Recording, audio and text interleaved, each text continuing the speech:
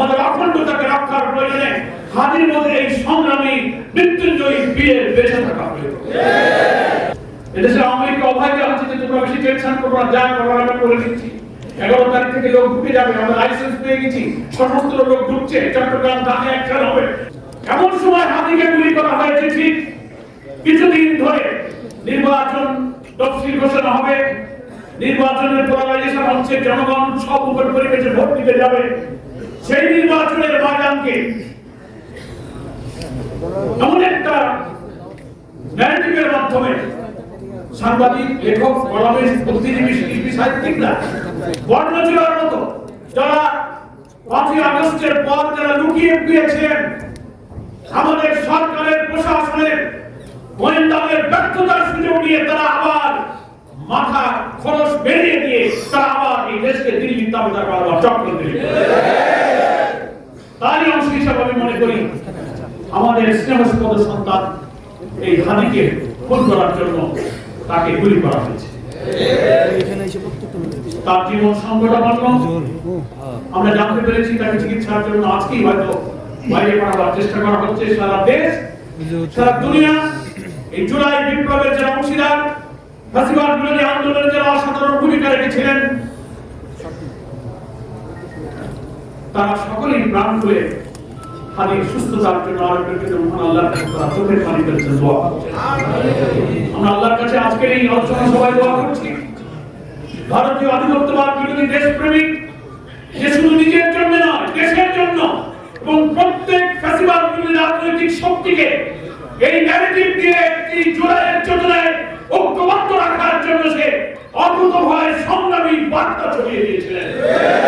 এই হচ্ছে শরীফ ওসমান হাদি। আল্লাহ তাআলা তাকে আমাদের মাঝে ফিরিয়ে দিন। আমরা মনে করি এই দেশের স্বাধীনতা, আমাদের জাতিসত্তা, আমাদের অখণ্ডতাকে রক্ষার প্রয়োজনে হাদির মধ্যে এই সংগ্রামী মৃত্যুঞ্জয়ী বীরের বেঁচে থাকা প্রয়োজন। শরীফ ওসমান হাদিরা জুলাই যোদ্ধারাই ছিল এই ভারতীয় আধিপত্যবাদের হাত থেকে আমাদের এই স্বদেশ ভূমির অখণ্ডতা, স্বাধীনতা, সার্বভৌমত্ব রক্ষা করা অতন্ত্র প্রহরী। তারা টার্গেট করেছে নির্বাচনের আগে এই জুলাই যোদ্ধাদেরকে হত্যা করতে না পারলে আগামী জাতীয় নির্বাচনে ইসলামপন্থী ভারতীয় আধিপত্যবাদ বিরোধী শক্তির এখানে বিজয় হবে। সেই বিজয় ঠেকানোর জন্য তারা আজকে এই সমস্ত জুলাই যোদ্ধা, তরুণ সেনাপতিদের হত্যা করা টার্গেট করেছে। এরপরে এক একজন করে নাম শোনা যাচ্ছে, এরপরে টার্গেট হোক, এরপরে টার্গেট হোক। এই শরীফ ওসমান হাদি তার উপরে গুলি করার একদিন আগে, 2 দিন আগে অনেকগুলো ভিডিও দেখেছেন না আপনারা?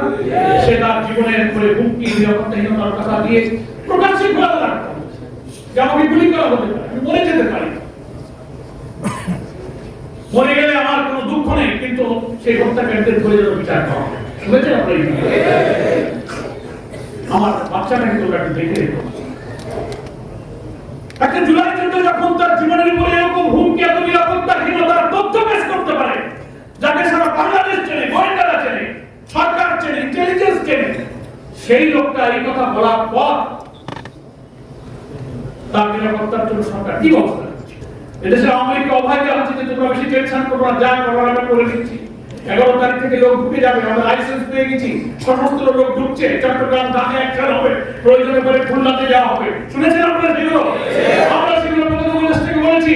আন্তর্জাতিক একটা ভিডিও আল জাজিরার সাংবাদিকের পাঠানো এই টেলিগ্রাম মিটিং এর সাথে কারা জড়িত ছিল, কারা ছিল, তথ্য প্রযুক্তির এই জনউৎকর্ষতার যুগে এই তথ্য বের করা কোনো কঠিন কাজ নয়।